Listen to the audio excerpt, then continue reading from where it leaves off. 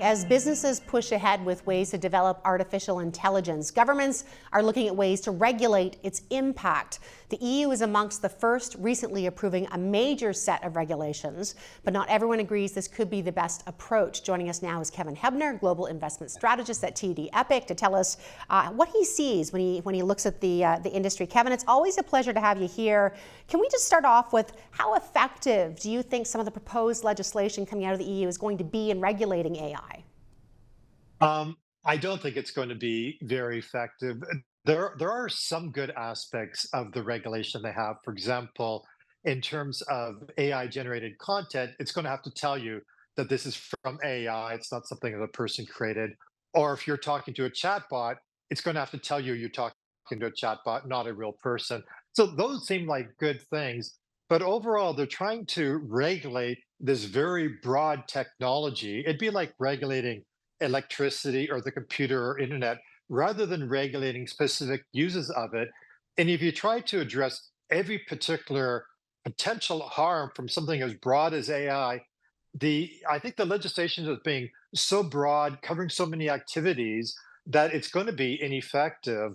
Moreover, AI is developing so rapidly, we don't really know where it's going to be 2 years, 5 years, or 10 years from now.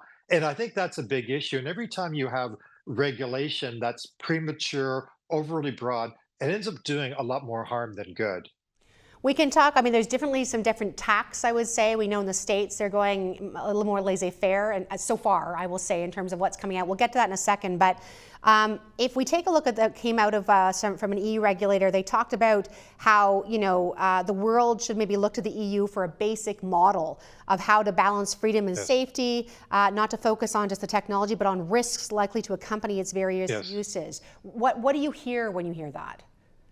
Yeah, so that is the perspective of the key architect of the EU legislation.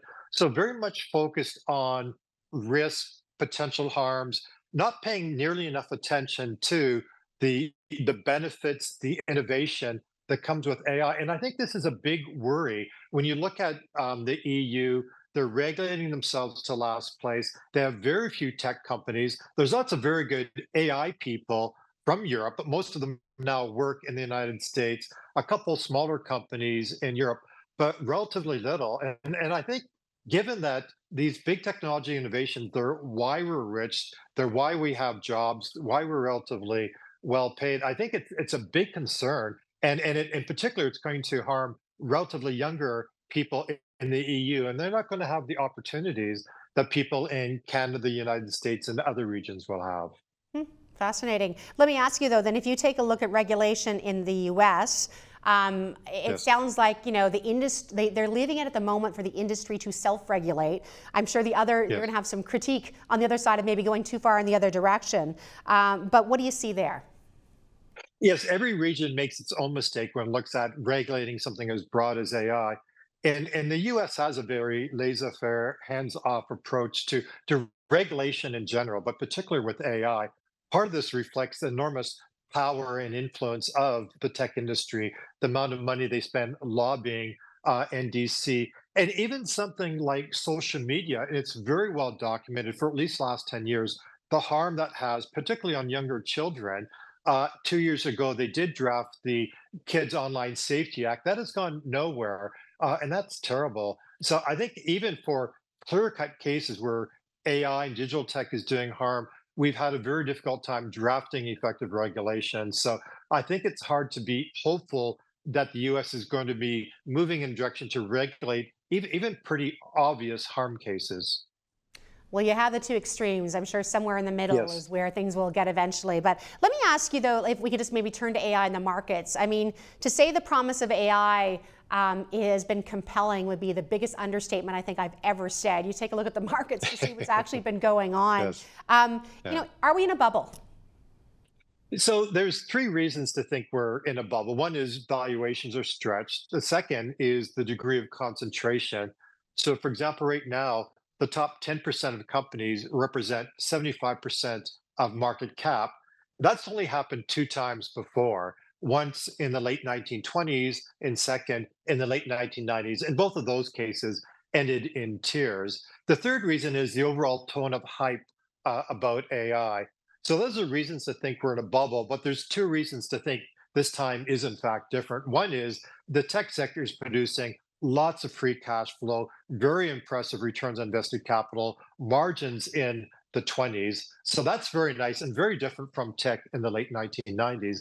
The second reason why is when our analysts visit companies, at least half of companies are offering sort of proactively examples to our analysts and to other people of what they're doing with AI to improve efficiency and productivity and how this is hitting the bottom line. And this could be in terms of coding, writing marketing copy. It could be in terms of creative content. It could be video, music, a host of different ways that they're doing this. And this is very promising. It will take time for this really to spread out and diffuse and have a major impact on overall productivity and earnings.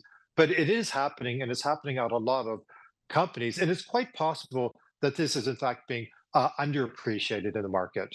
I wouldn't mind, Kevin. I know you supplied us with a couple of charts just to bring them up. The first one, taking a look at why people might think this feels like a bubble. I mean, when you compare it, to past bubbles, at the top Yes. line, it certainly does look bubbly from one there. But I think if we move Yes. to the next chart, just to talk about what you're talking about, is just the return that we're seeing on some of these is pretty compelling as well. Yeah, if you look at the difference between the two lines, return on invested capital versus the cost of capital, that represents the economic value added by these companies, and it's enormous. And then if you looked at the S&P companies outside those seven, they're all struggling to have a return above their cost of capital. So there's no doubt something special is happening, not just with tech companies, but also companies that are being able to implement AI in ways that improve their efficiency, either helping earnings or reducing costs. And we are seeing lots of examples of that, but then it's going to take a while for that to flow into returns. So at least for now, it's the infrastructure companies, cloud companies, platforms, semi companies, which are really benefiting from the infrastructure period, sort of the picks and shovels of the AI gold rush, if you will.